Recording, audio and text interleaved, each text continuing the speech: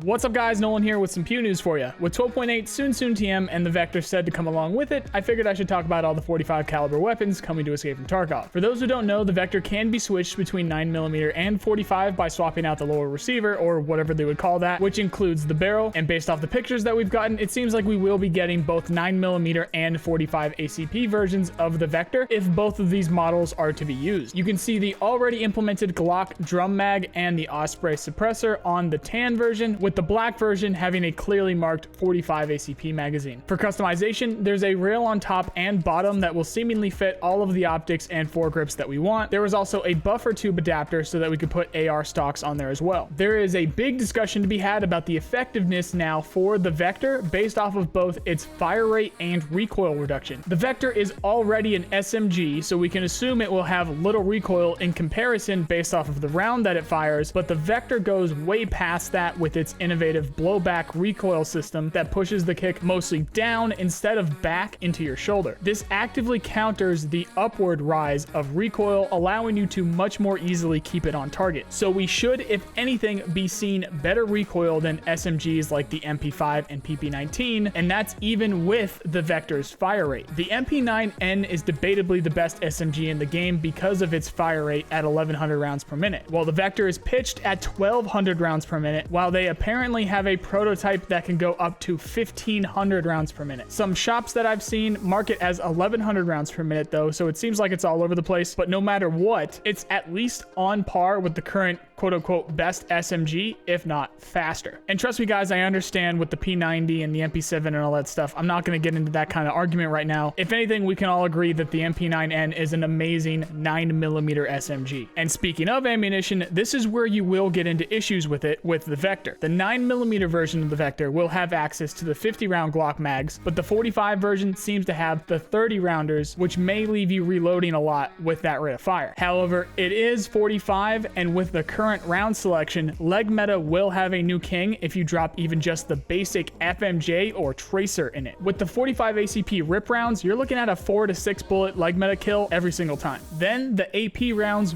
will pen level 3 face shields as well. So no matter what, the key to help anyone not wearing a face shield if you get an open burst at their face. Speaking of bursts, the Vector will have a double tap burst mode along with its single and full auto modes. With the recoil as manageable as it is, the double tap is practically putting two bullets on top of each other, so between that and the fire rate, it makes for a deadly combination. For weaknesses, you have the usual SMG range problems because of the lack of oomph behind the rounds themselves, but you can get a longer barrel for the Vector, so we'll see if that makes it into the game. Speaking of oomph, we have the UMP, otherwise known as the UMP. We don't have a release date for the UMP yet, but it's clearly going to be coming in at least 45 ACP, so I'll mention it here. And what I mean by at least is that the UMP can also come in a variety of calibers, including 9, 10, and 40mm. With its, in comparison to the Vector, measly 600 to 700 rounds per minute, the UMP won't have the same BERT value as the Vector, and the only benefit I could see with the lower rate of fire is the easier ability to keep it on target, which again, the Vector should be able to have no problem doing on top of the almost double rate of fire. Not to mention the only reference that I've seen for the magazines show it at 25 rounds, where the Vector will have 30. So the Vector will outperform the UMP